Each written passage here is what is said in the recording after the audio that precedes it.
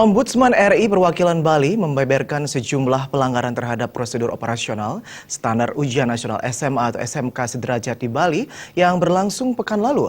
Dari 55 sampel yang dipantau, tingkat pelanggaran atau kecurangan pelaksanaan ujian nasional di Bali secara umum mengalami penurunan. Kepala Ombudsman RI Perwakilan Bali, Umar Ibnu Al-Hattab menyatakan, berdasarkan pantauan pelanggaran prosedur operasional standar ujian nasional SMA-SMK di Bali, yang cukup menonjol diantaranya peran pengawas ujian yang belum maksimal. Masih banyak ditemukan adanya pembiaran seperti tidak menegur peserta ujian yang berdiskusi atau ada pengawas yang ditemukan mengobrol dengan pengawas lain saat ujian nasional berlangsung.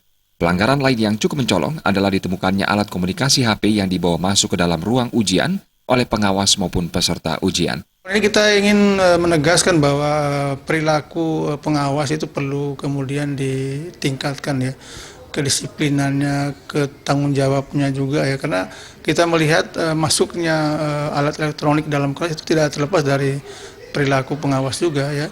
Mereka cuek ya, mereka merasa tidak punya beban ya untuk mengawasi siswa dengan tertib, dengan cermat, dengan penuh ketegasan ya, sehingga banyak hal yang lolos.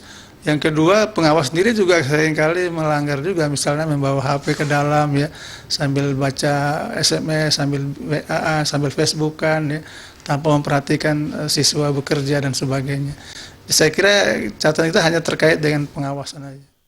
Umar Ibnu Al-Hattab menambahkan, kendati pelanggaran prosedur operasional standar ujian nasional SMA-SMK di Bali masih cukup tinggi, secara umum jumlah pelanggarannya telah jauh menurun dibandingkan tahun sebelumnya.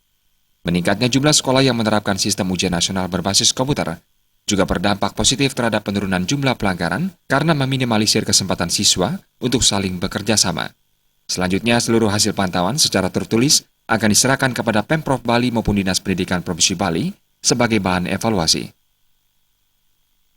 Alit Sidi, Bali TV.